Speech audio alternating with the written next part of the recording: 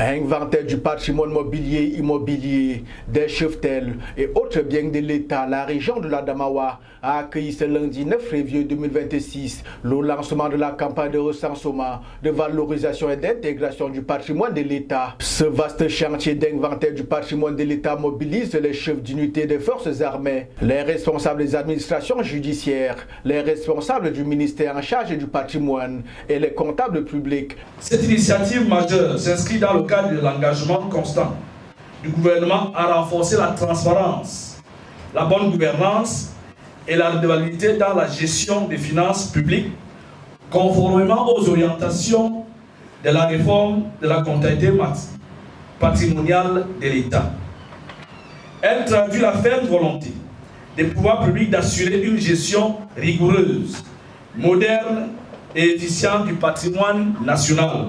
Ce cadre d'échange qui va permettre à coup sûr d'avoir une réalité non seulement sur le terrain, mais de savoir comment programmer les actions, les mesures permettant d'améliorer le patrimoine de l'État, savoir comment faire la planification au niveau des différentes structures et institutions qui sont sur le terrain, savoir comment régulariser ou bien d'améliorer nos finances publiques au niveau local et même au niveau national. De façon pratique, le recensement du patrimoine de l'État consiste à identifier les terrains bâtis ou non bâtis, les patrimoines, les équipements des forces armées et de la police, ainsi que les matériels roulants. C'est une démarche à la fois comptable, juridique et stratégique. Il ne s'agit pas seulement d'un simple recensement ou d'une problématique comptable.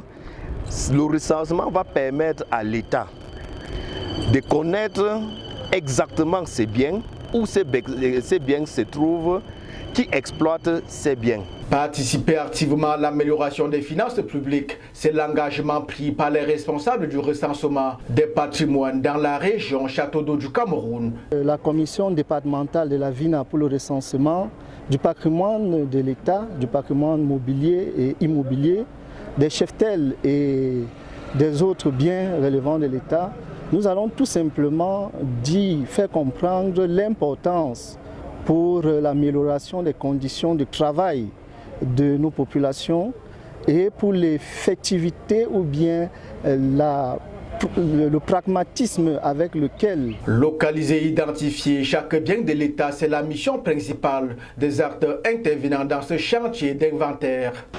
On a confiance. 3, 2,